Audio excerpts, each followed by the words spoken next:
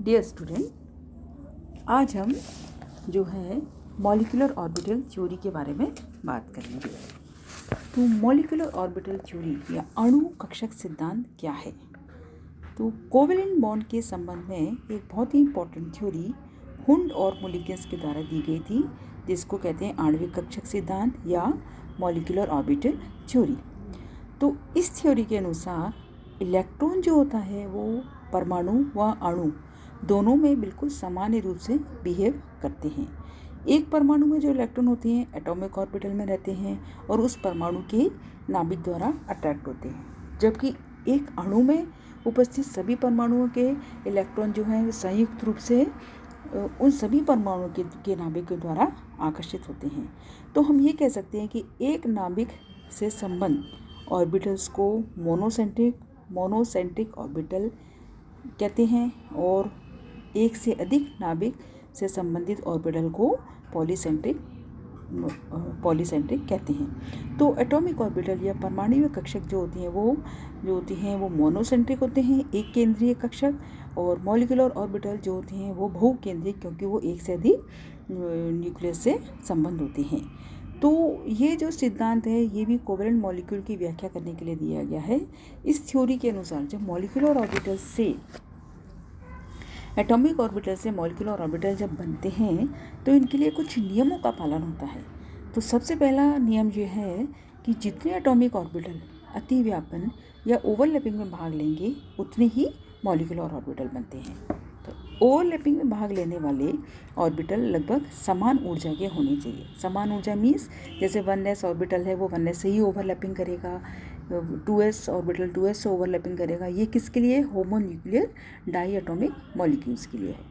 Overlapping करने वाले atomic orbital की ऊर्जा का अंतर जो है वो बॉन्ड की आयनिक नेचर को बताता है। जितना अधिक ओवरलैपिंग होगा उतना ही स्ट्रॉन्ग बॉन्ड बनेगा और ये बॉन्ड की संयोजकता सीमा को दर्शाता है। केवल वे ही जो ऑर्बिटल्स ओवरलैपिंग में भाग लेंगे जिनके लिए सिमेट्री जो है वो अलाउ करती है। तो मॉलिक्यूलर ऑर्बिटल के इलेक्ट्रॉन्स में जो भरे जाते हैं, जो इलेक्ट्रॉन्स जो हैं वो भरे जाएंगे, वो हुंड्स और पॉलीस के नियमों को ध्यान में रखते हुए भरे जाएंगे।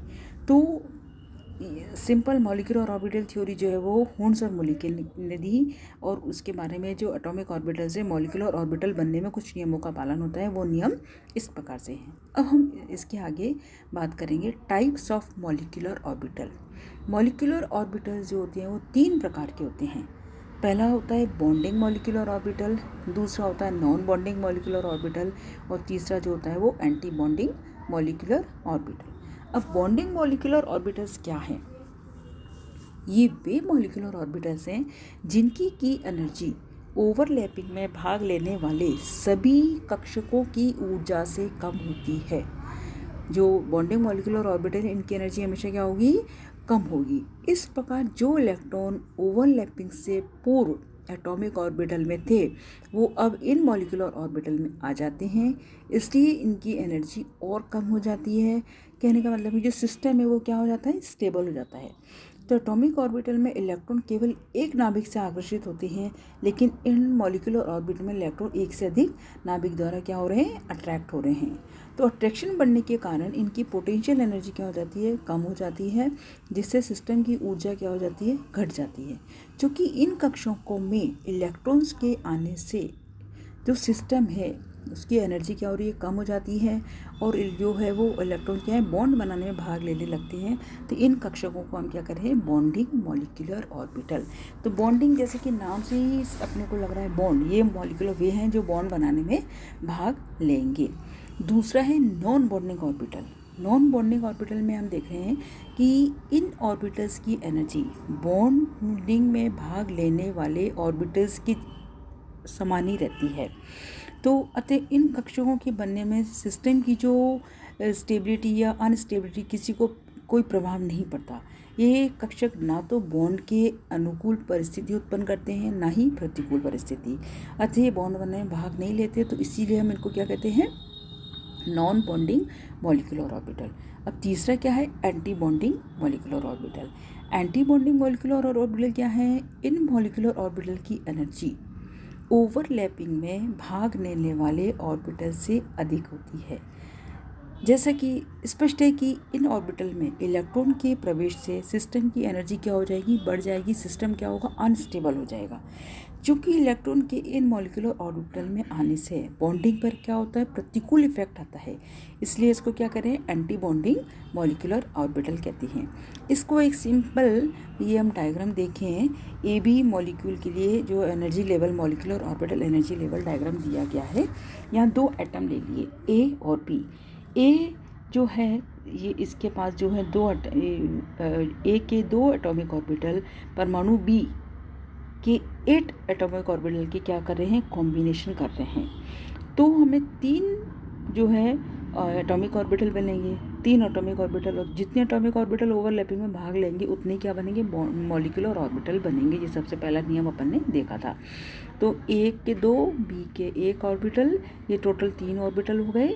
तो ये हम देख रहे हैं कि पहले atomic orbital lower energy level में जाएगा, तो बॉन्डिंग पहले कहाँ चले जाएंगे, लोअर एनर्जी लेवल में। और फिर जो टोटल नंबर ऑफ इलेक्ट्रॉन कितने हैं, 4 हैं। तो और बाकी के 2 ऑर्बिटल जो बॉन्ड बनाने में भाग नहीं ले रहे वो उसमें जा रहे हैं। तो वो क्या हो रहा है, ये इस प्रकार से इनका डिस्ट्रीब्यूशन हो रहा है। दूसरा एंटी बॉन्डिंग, तो इसमें हम देख रहे हैं कि 3 एटॉमिक ऑर्बिटल हैं, एक बॉन्डिंग मॉलिक्यूलर ऑर्बिटल, दूसरा एंटी बॉन्डिंग मॉलिक्यूलर ऑर्बिटल, और दूसरा नॉन बॉन्डिंग और तीसरा anti bonding orbital. Anti bonding molecular orbital को हम स्टार से रिप्रेजेंट करते हैं। तो माना कि ए के दोनों कक्षक के पास एक एक अनपेयर्ड इलेक्ट्रॉन हुई और बी के कक्षक के पास एक अनपेयर्ड इलेक्ट्रॉन है, तो पॉलीज के नियम के अनुसार पहले बॉन्डिंग ऑर्बिटल में जाएगा, उसके बाद फिर नॉन बॉन्डिंग मॉलिक्यूलर ऑर्बिटल में जाएगा। यह नॉन बॉन्डिंग ऑर्बिटल में इसलिए कह रहे हैं कि ये वाले जो सिंपल है, ये वैसा है, रफली एग्जाम्पल है, इसको अपन ऐसे बता रहे हैं कि ये नॉन बॉन्डिंग ऑर्बिटल में, जबकि नॉन बॉन्डिंग का कोई रोल ही नहीं है बॉन्ड बनाने में। तो ये जो ऑर्बिटल है वो एज इट इज़ सेम के सेम ही रहेंगे, तो इसलिए हम इसको नॉन बॉन्डिंग ऑर्बिटल कहते हैं। तो ये जो मॉलिक्यूलर ऑर्बिटल थ्योरीज के एटॉमिक ऑर्बिटल से मॉलिक्यूलर ऑर्बिटल बनने में कुछ नियमों का पालन होता है, और टाइप्स ऑफ मॉलिक्यूलर ऑर्बिटल वो इस प्रकार से हैं। अब linear combination of atomic orbital विधि जो है वो अपन नेक्स्ट उसमें वीडियो में अपन डिस्कस करेंगे। तो आज हमने क्या डिस्कस किया, मॉलिक्यूलर ऑर्बिटल थ्योरी किसने दिया, हुंड और मुलिकल ने कोवेलेंट बॉन्ड की नेचर को समझने के लिए, और मॉलिक्यूलर ऑर्बिटल से, एटॉमिक ऑर्बिटल से मॉलिक्यूलर ऑर्बिटल किस प्रकार से बनते हैं, और टाइप्स ऑफ मॉलिक्यूलर ऑर्बिटल क्या हैं। Thank you.